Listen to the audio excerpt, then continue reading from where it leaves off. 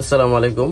তো 3-4 দিনে বাচ্চাকে কিভাবে আপনারা হ্যান্ড ফিডিং করাবেন। তো ওই যে আমার বাচ্চা, এটা 3 দিন বয়স, যদিও অনেক বড় হয়ে গেছে, আমি সঠিক মতো খাবার দেই। তো আপনারা কিভাবে হ্যান্ড ফিডিং করাবেন, আপনারা বাজার থেকে আপনাদের পছন্দ মতো একটা হ্যান্ড ফিডিং নেবেন। তো আমি এটা নিছি, আপনারা চাইলে এটা নিতে পারেন বা অন্য কোনো একটা ব্র্যান্ডে নিতে পারেন। তো এই হ্যান্ড ফিডিং এর সাথে আপনারা কিন্তু একটা সিরিঞ্জ পেয়ে যাবেন, যে এটা খাওয়ানোর জন্য। তো আমাকে এটা দিয়েছিল। তো আপনারা কিছু পরিমাণে গরম পানি নেবেন, যাতে করে বাচ্চা ঠান্ডা না লাগে। হালকা পরিমাণে গরম পানি, অতিরিক্ত গরম না। তো আমি এই গরম পানির ভিতরে পরিমাণ মতো নিয়ে নিচ্ছি হ্যান্ড ফিডিং। তো এটা নেওয়ার পরে আমি কিন্তু এটা গরম পানির ভিতরে দিচ্ছি, ভালো করে মিক্স করবেন আমি যেভাবে করতেছি।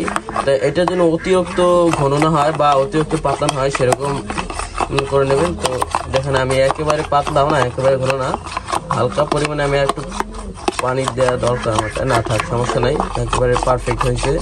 তো আপনারা এরকম একেবারে অতিরিক্ত ঘন বা একেবারে পাতলা করবেন না, আমার মতো এরকম মিডিয়াম রাখবেন।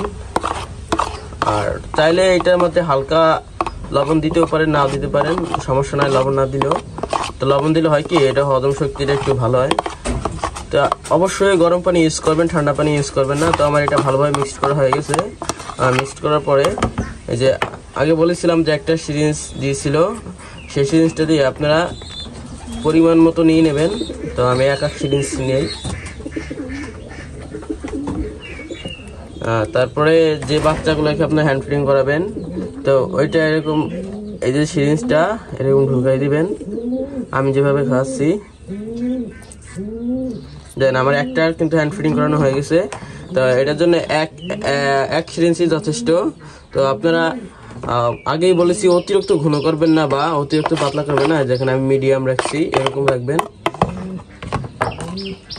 এখন আর এক সিরিঞ্জ নেই, বাচ্চার পরিমাণ মতো নেবেন। আমার এখন যে বাচ্চাগুলো, ওইগুলো এক সিরিঞ্জই যথেষ্ট। যদি বাচ্চারা ছোট হইতো তাহলে আমি আরো কম দিতাম। তো এইটা একটু কম দিব, কারণ এটা খাবার আগে থেকে একটু খাওয়ানো আছে। এরকম হলে তারপরে আপনারা হালকা পরিমাণে পানি নেবেন। পানিটা একটু করে পানি দিবেন, বেশি পানি খাওয়াবেন না। এটাও কিন্তু গরম পানি ছিল, একেবারে হালকা গরম পানি, যেটা কোনো কবুতরের সমস্যা না হয়। অতিরিক্ত গরম পানি দিবেন না, একেবারে হালকা গরম পানি। দেন আমার কিন্তু হ্যান্ড ফিডিং করানো হয়ে গেছে। তো আপনারা চাইলে কিন্তু আমার মতো এরকম হ্যান্ড ফিডিং করাতে পারেন। তো আমি কিন্তু আপনাদের একেবারে সহজ পদ্ধতি বা সর্বোচ্চটা দিয়ে দেখেছি, আর কবুতরের জন্য বেস্ট। আর অবশ্যই বাজার থেকে একটা ভালো মানের হ্যান্ড ফিডিং নেবেন। তো এই হ্যান্ড ফিডিং এর ভিতরে কিন্তু সব ধরনের খাবার মিক্সড করা হয়েছে।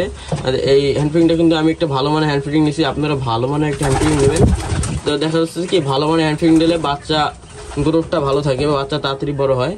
তো এই ছিল আমার ভিডিও। যদি ভালো লাগে অবশ্যই লাইক, কমেন্ট, শেয়ার করবেন।